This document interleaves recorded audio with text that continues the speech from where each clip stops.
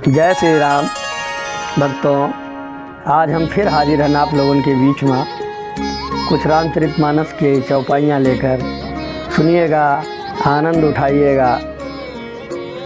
उदासीन हरिमीत हित सुनत जरहि खल रीति, जानि पान जुग जोर जन बिनती करहि सप्रीत। दुष्टों की यह रीति है कि वे उदासीन शत्रु अथवा मित्र किसी का भी हित सुनकर जलते हैं, या जानकर दोनों हाथ जोड़कर यह जन प्रेम पूर्वक उनसे विनय करता है। मैं अपनी दिस कीन निहोरा और तिन निज ओर न लाऊब घोरा, बायस पली है अति अनुरागा, होए निरामिष कबहु की कागा।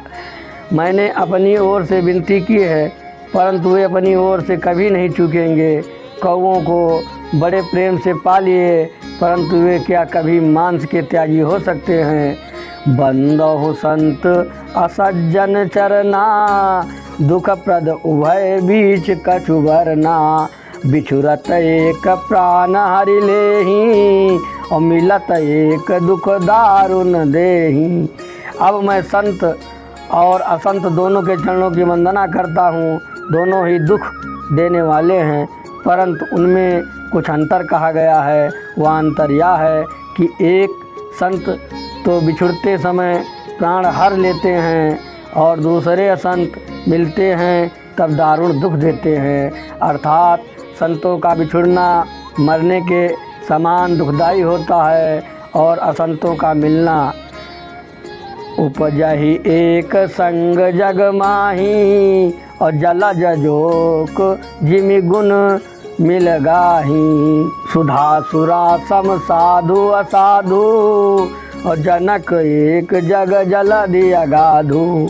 दोनों संत और असंत एक जगत में एक साथ पैदा होते हैं, पर एक साथ पैदा होने वाले कमल और जोंक की तरह उनके गुण अलग अलग हैं। कमल दर्शन और स्पर्श से सुख देता है, किंतु जोंक शरीर का स्पर्श पाते ही रक्त चूसने लगता है।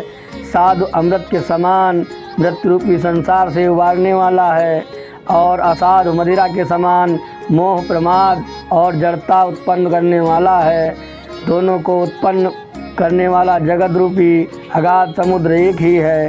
शास्त्रों में समुद्र मंथन से ही अमृत और मदिरा दोनों की उत्पत्ति बताई गई है।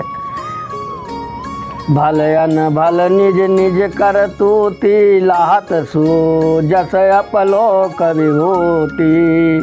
सुधा सुधा कर सुर सरि साधु, और गरल अनल कलिमल सरि व्याधु।